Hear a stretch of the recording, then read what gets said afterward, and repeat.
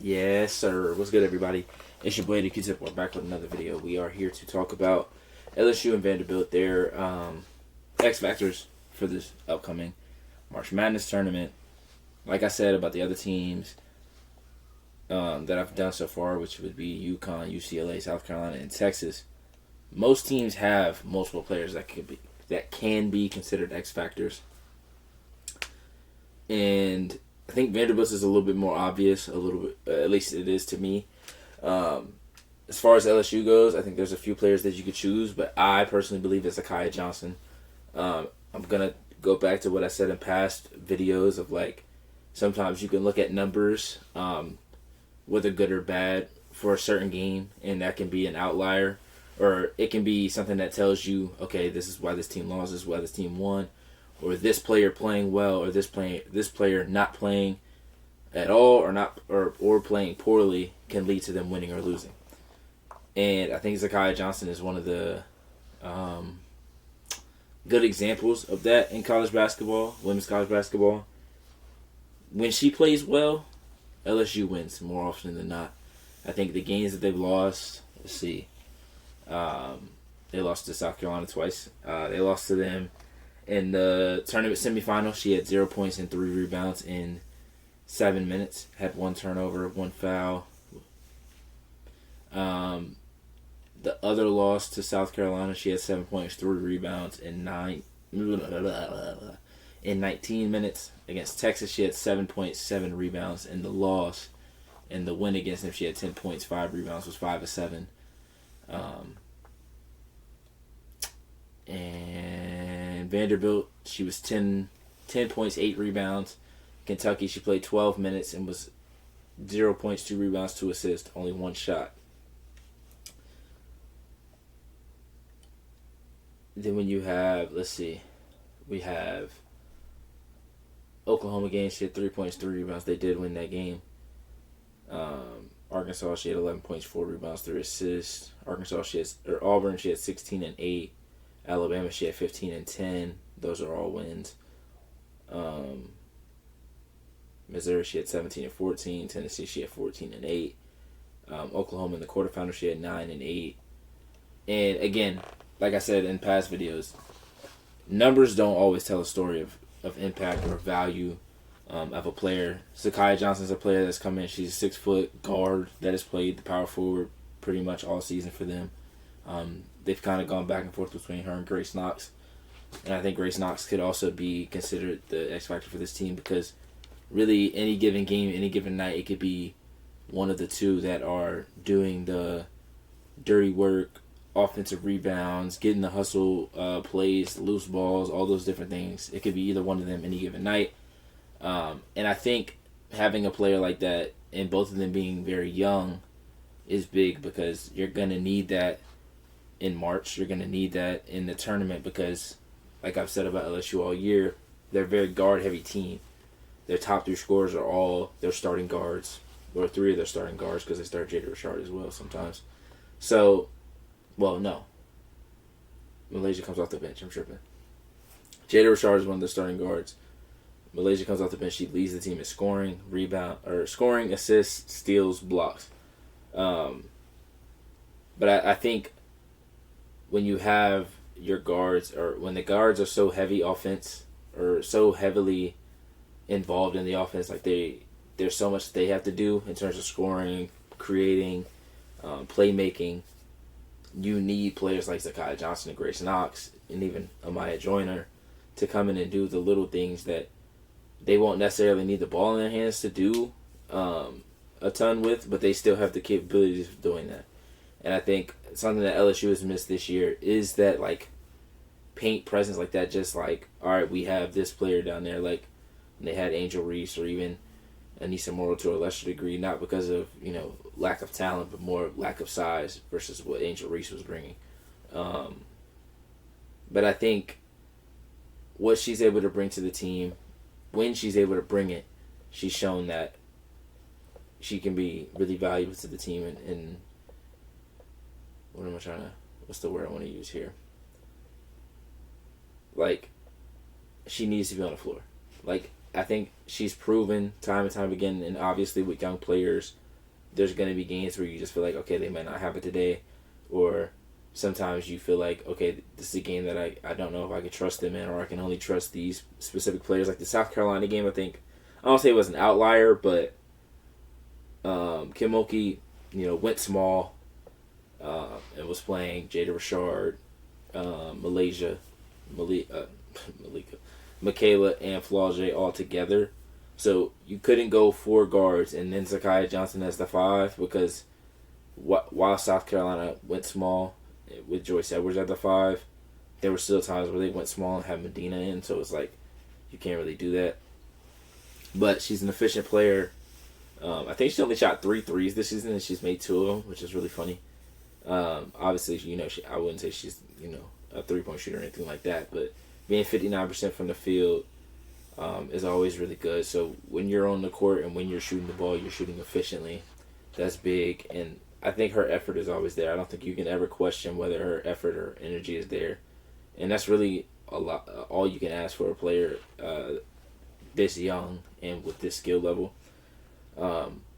Like I said earlier, I think Grace Knox could also be could also be considered that for a lot of the same reasons. I think Amaya Joyner, more so the mental aspect of the game. I think she's had some moments this year where like her temperament hasn't stayed even keel the way they would need it to, and sometimes you do want your players or player to, be themselves, and if that gets them going, if that's what riles them up and gets them to play better, you live with it. But sometimes if it's a detriment, you need to figure out different ways to get your player to handle emotions and handle emotional calls. Like her and Malaysia were going back and forth after Malaysia had the ball, like late shot clock, like it got tipped, she was able to get the ball back, she was coming back up, they probably had about 4 seconds on the shot clock.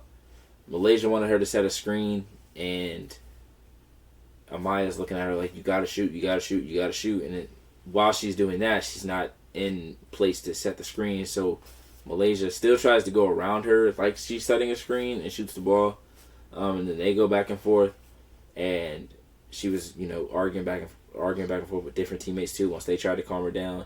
And then even when Kim Mulkey was talking to her, I think she thought she was coming out of the game, and Kim Mulkey's like, no, you're staying in the game, like I need you. And I think that something like that is something that's important. Like, okay, like I did have this scuffle with potentially our best player, and I didn't come out of the game, or you didn't sit me down and say like, you can't do this or you can't do that. So I just think it's got to be used in the right time, and if it helps, it helps. If it doesn't, then you got to kind of figure out different ways to go about it. But as far as Vanderbilt, I think it's easily Aubrey Galvin. I think, but the way that she's played in the last month or so has been phenomenal. I think even in the beginning of the season she played really well, but I think there were some games where she kind of struggled and she didn't know exactly what her role was on a night in, night out basis. Like, of course, when they played the smaller team, she had some big stat lines. Like she had a game where she had 16 points, 15 assists, 9 steals. But that was against Tennessee State, Tarleton State, one of those. Tennessee State. But there are also players that play against those teams and aren't able to do the things that she was able to do. So you still got to give them credit for playing the team that's in front of them. We've all played. Well, I don't want to say we've all played, but most of us have played basketball. And you could be in a game where you're like, okay, I know we're better than this team, or I know I'm better than the player that's in front of me. And sometimes you take it for granted, or you don't do exactly what you should have done in that instance or in that game. So it's easier said than done to just be like, you're supposed to beat this team, so do it, whatever. She had 14 points, 3 rebounds against 3 steals against LSU, and I feel like that was really her coming out party in a sense, but not necessarily like, oh, she had a phenomenal game, but she had some big shots in big time. She was 4 of 16 from the field, but hit 4. All 4 of the field goals were threes. Against Michigan, she had 20 points, and I think that is the one that really made her feel confident. Like the LSU game was big because that's the first really big game that they played, but it was also at home, so it's like, okay, even if I don't play well, I still have my home fans, I still have my team with me, I can hear everything, Like, it would have been a little different if they played at LSU and had to deal with that crowd and that environment and stuff like that, which they would later on have to do against South Carolina, where she would struggle. But I think the Michigan game was big because that game was... Yeah, I can't remember exactly where it was, but I know it was a neutral site. Like, I don't think either team... Like, I don't think it was a home team for either game, or home game for either team, sorry. And then she had 15 and 10 after that against Auburn. And then the next game she had 7 points, 3 rebounds, 3 assists, 3 steals against South Carolina. She also had 4 turnovers and was only 3 of 8. And then the Ole Miss game right after that, she had 18 points, 4 assists, 8 of 14. Kentucky game, she was 16 points, 7 assists. First Kentucky game, I should say. She had 30 against Oklahoma, where I think Michaela Blakes also had 30. So they combined for 60-plus points. She had 18 points, 8 rebounds, 5 assists against Texas. And then the next game. So this is where I kind of look at different things. And I'm like, okay, like, she had 7 points against South Carolina. Let's see, she had those games don't really matter. Those are the teams that... But we get to this Georgia game. This Georgia game, right after they beat Texas, I think they had jumped to 4. Well, for me, they had jumped to 4 in the rankings. I think they stayed behind Texas even after they beat Texas. I think they stayed at 5. And then they lost to Georgia. She had 5 points, 4 rebounds, 4 assists, and 4 turnovers in that game. She was only 2 of 6. And this is one of those situations where I'm like, okay, they lost by 2. If she plays even a little bit better, like marginally better, they win that game. And again, it's not as simple as just looking at numbers, because she had 18 points, 4 rebounds, 4 assists, and again, they lost to Ole Miss in the tournament. It's not as easy as just looking at numbers, but it's looking at time, situation, confidence, aggressiveness, all those different things. And I don't think you can have, like, I don't think your point guard can go 5 points, 4 rebounds, 4 assists, 4 turnovers, and you win a national championship. I just don't. And granted, she's a freshman. She's, not the tallest player in the world, so that is also against her in certain situations, in certain instances. But I think what she's been able to do, the way that she can get out in transition, the way that she's capable of shooting the 3. I don't think she's super efficient from 3 this year, but she's still capable of shooting it well. She shoots 33%. I don't think it's bad, because she's made, 56 threes this year. I don't think it's bad. Obviously, you would want her to shoot a better percentage, but I think teams don't really want to leave her open. She's one of those players that's like a dangerous 3-point shooter, and I think as years go on, that percentage will get higher and higher. And obviously, we know what she's capable of doing at the rim, underneath the rim, against the trees, as some like to say.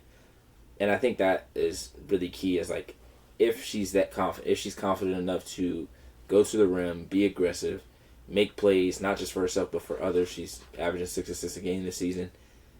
I think that's what helps Vanderbilt the most. I know they have some other players that you look at. Obviously, Michaela Blakes is a star player, but you look at Sasha Washington, you look at Winnetonda, you look at Justine Passat, and you're like, okay, those players know exactly what they're doing on a night-in, night-out basis. Like, Sasha Washington is their post presence. She's also their energy, their leader. Then you have Justine Passat. She's out there just knock down threes. Just be dead-eye from 3. Winnetonda is out there to hustle, get rebounds, be athletic, get out in transition, and be an outlet. And then Aubrey Galvin is sometimes the engine that runs all of that. There are definitely games where, like I said, she's the best player on the floor, but she's the absolute engine of the team. And it helps not just the team, but it helps Michaela Blakes not have to do too much offensively. If Michaela Blakes is able to take a few possessions off, and I don't mean take a few possessions off not doing anything, but if she's able to go a few possessions without having to get the ball up top, create, or get the ball on the wing and create, or call for a screen and make a play off of that, and she's able to just get a spot up jumper here or there, or get an easy layup in transition here or there, that's big. And I think Aubrey Galvin is the key to her being able to do those things. That's not to say that they're winning a national championship for sure if Aubrey Galvin plays well. This is all, X factors that I think if these teams are to end up in a national championship game or win a national championship, the teams that, or the players that I've mentioned on each of the teams so far, I think are the biggest keys or the biggest X factors, hence the title of the video, are the biggest X factors going into each game. Like, if this player does this, the other team should be worried. If this player is doing this, or if this player is not doing this, the team that they're on should be worried about, like, okay, how do we manufacture what this player can bring if we don't have someone else that can do it? So, I appreciate you guys for watching. Make sure you guys like, comment, subscribe. Let me know in the comments how you feel. What players do you believe are X factors of the first 16s that I've talked about?